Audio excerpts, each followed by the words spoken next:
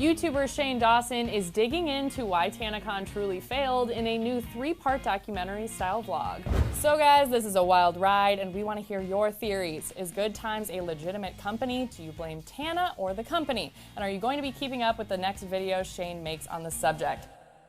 This video has been so highly requested, it's insane. So today I wanted to talk a little bit about the drama revolving around TanaCon. I won't have all of the information on what happened in this video, but I'll have the 3 videos that Shane Dawson made about it linked down below in the description, just in case you wanted to get fully caught up before watching this one. I'm going to be looking at the 3rd video Shane has made in his TanaCon series, and I'm going to be breaking down the body language of Tana and Michael in order to give you guys a better idea of who's lying and who isn't. As always, be sure to check out the body language disclaimers in the description down below before watching this video. I'm going to first start off reading Tana so we can get an idea of where she's coming from going into this FaceTime call. What is making you emotional right now? The amount of people I let down, including you, including creators, including people who showed up, including people just who believed in me in general. Like I let so many people down and I want to make it right, but it's crazy. This is not something I ever thought would happen and I don't know what to do, but I have to make it right.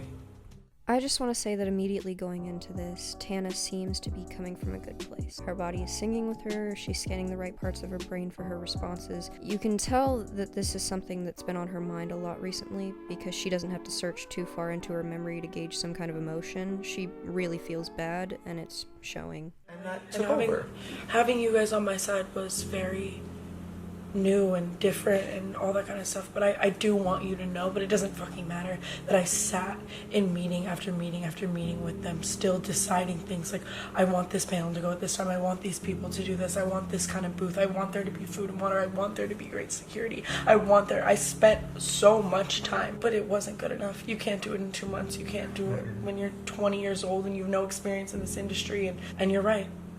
Like, if I really had wanted it to be as good as I'm out here saying, I should have planned it in a year, and I was dumb and impulsive for doing it in 2 months. Yeah. Stupid as fuck. And the evidence that this video provides later on does clear this claim. She is telling the truth, but I figured it would be important to show this clip just so you get an idea of Tana's movements, of how she acts when she's being genuinely truthful. She speaks with her whole body and is very exaggerative, which is pretty normal for a YouTuber. And everybody is talking about capacity and people inside. I was under the impression that that space was perfectly fine for 5,000 people. I went there, I toured the venue. He had people from Anaheim, Marriott, whatever the fuck, speak to me. They were telling me that that space is fine, that big room and all of the ballrooms and all of the space in between. And I asked him over and over and over and over again, 5,000 people can be in this space, right? There's plenty of space for 5,000 people. We have plenty of security for 5,000 people, right? We have plenty. We have the best security team. We have the best space. We have the biggest space, right? And I will say that to his face if you want to call him. But it doesn't make sense because it doesn't line up. So if somebody at the Marriott told you that, and now he's suing the Marriott. Why is he suing the Marriott? Because he says that they lied to him about capacity. So that's what I'm trying to understand. Because if it's a slip up, I get it. Like, really, if I thought that that space didn't hold a lot of people, I wouldn't have held it there.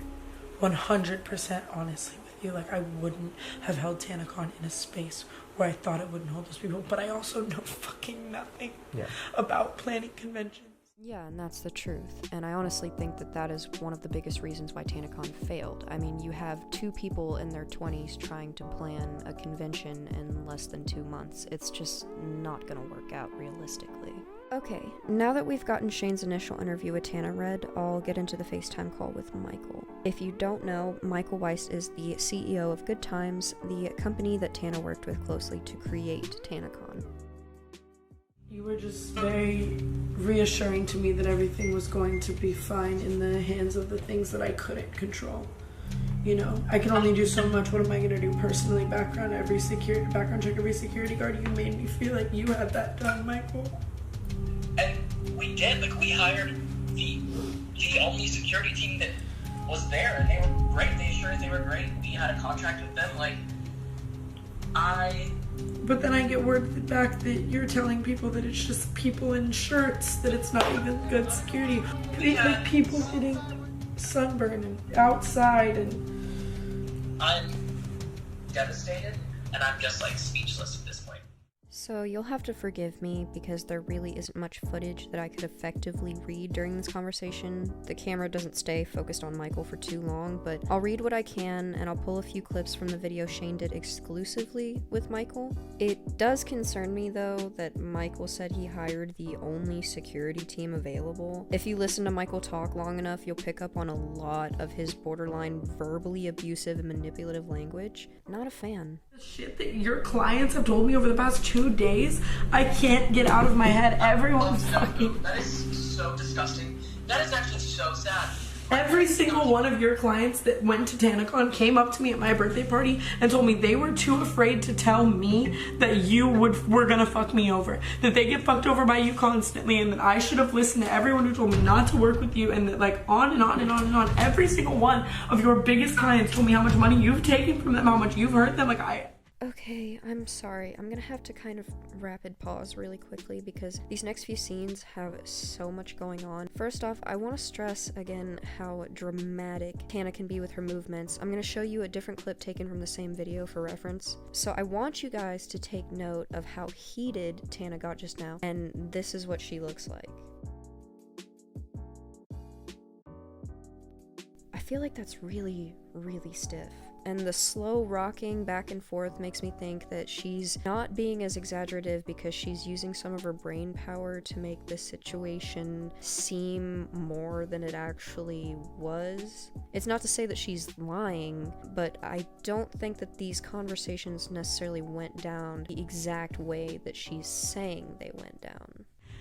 name them. I'll say their names. Like, if you want me to, I'll ask them to ask you. Like, Yeah, I would love to. So why does every single one of your clients tell me that 6 months ago they knew that you were gonna scam me? That 6 months ago you stopped working on all their stuff just to make money off of me? To me right now, this kind of looks like Tana is trying really, really hard to prove a point to Shane and Michael. When she brings up the names of people that she's talked to, she motions to whoever's behind the camera. I'm assuming it's Shane, but it could be anyone. It's just interesting because this is a moment where you really see Tana's age shine. Because as a 20-year-old, you can find yourself still feeling like there's a lot that you have to ask permission for. You know, you're still a kid. And that little movement that she did with her arms and with her eyes, it was almost like her asking the room for permission to like list off names. I know it's behavior that's to be expected, but I just thought it would be something cool to note. And you can tell that she's having a really hard time remembering this information as well. She had a mess up there, and for a second can literally see her eyebrows move as she like works the thought out in her brain. No one wanted to. Tana, what are you talking about? Like, you know that I loved you. I trusted you, and here we are in this situation. Like, you want to point blame at me, but I'm not pointing any blame at you. It's my fault. It was my convention. Remember when I went to your room and said, Tana, look outside, we need to make a decision. Then I came back and said, but what am I supposed to do, the creator, in that moment? I've never ran a convention. What am I gonna do? Huddle all the people together? You told me you had that on lock. You told me. This is your convention too. You were Studio 71's party while we're trying to find a backup venue. Okay, can you write it up, email it to me? We gotta go because we have 1,000 things going. Thank you. I'm trying to, myself and my staff, for up to 24 hours straight trying to find a backup venue while you're getting drunk with Jordan. Michael, you were fighting with fire people and Jen, and there's videos of that. You were doing a lot. You were still segueing around doing random shit that night too. I went to Studio 71 to talk to the people from my network to ask them what the fuck to do. Because I don't know, should I have another venue tomorrow? Should I keep trusting Michael when he keeps fucking me over? I don't understand anything. And you still have not answered my last like 10 questions to you. You just keep diverting the subject. Like, what does me going to the Studio 71 party have to do with the fact that you told me there was 90 something guards and there was 30? What does it have to do with the fact that people were outside getting sunburns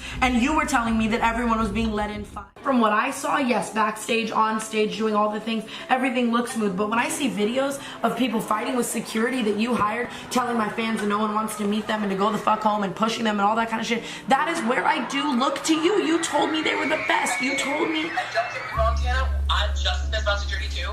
We just had a conversation internally, actually, after I got on the phone with Shane, that we might see repercussions against the security team too. We were pissed at them. This is really the first time that I could actually get a good read on Michael. He's very panicked. My guess is that he's not gonna seek repercussions against the security team. You know what he looks like? He looks like a lost little boy. We are really dealing with 2 immature children right now. I mean, I would love to direct to Shane one of 20 people who told me so many things about the shady shit that you've done. They've not told me about it. I've never stolen $1 from anyone. I've never done anything. But I'm an idiot for not listening to everyone and not researching. And how do you think that makes me feel with you saying that? Like, I trusted you too. I'm sorry, Michael. So many And I'm sorry to you. people were in my ear. I said, during when all of this happened, I said, I let Tana down. And I cried my fucking ass off. Then I let all the fans down and well, I'm gonna lose my house and my career. Like, come on. We can't sit and sulk now. We gotta go. It's go time. Simple as that. I'm gonna be ruined forever. No, Michael, we gotta make power moves right now.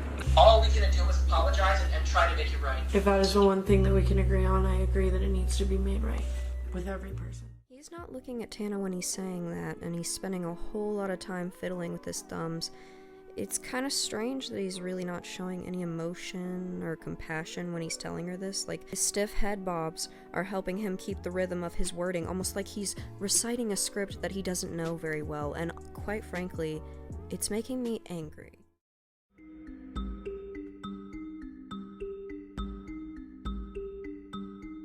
He stressed that he had it under control the entire time. In reality, he never did have it under control. And we're finding that out. And that's now we're really realizing, because me and Jordan, like Tana's manager, both had this gut feeling about him. We both knew. But Tana was so confident in TanaCon, he was going to tell her anything she wanted to hear to make it happen. He said to me 5 times that he's going to lose his house, he's going to lose everything. Is that real?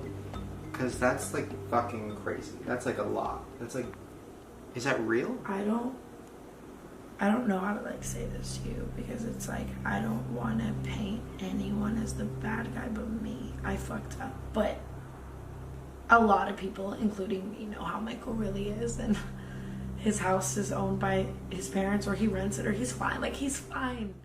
I'm actually really surprised that Tana has managed not to completely annoy me up until now, because something about the way that she just said that rubbed me the wrong way. You can really see her immaturity come through with that creepy smile she made after she said she knew who Michael really was. It's oddly aggressive. But with all of that being said, I think that I'm kind of on Tana's side. I think that her side of the story makes the most logical sense. And I did say that I wanted to take a look at the interview that Michael and Shane did without Tana, so I'm gonna pull a few clips from that video now.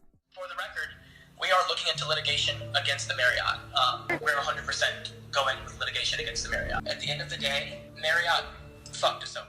I guess the only thing that I want to mention after watching those 3 clips is every single time that suing the Marriott comes up, Michael shakes his head in the negative. He's saying, I'm going to do this, but he's shaking his head subconsciously no. Like, he's not going to do the things that he's saying he's going to do. So it'll be interesting to see if these lawsuits actually come to fruition. But that is all I have for today, guys. Thank you so much for watching and being patient. I love and appreciate you all, and I hope you're all having a good day. I will catch you on the next one.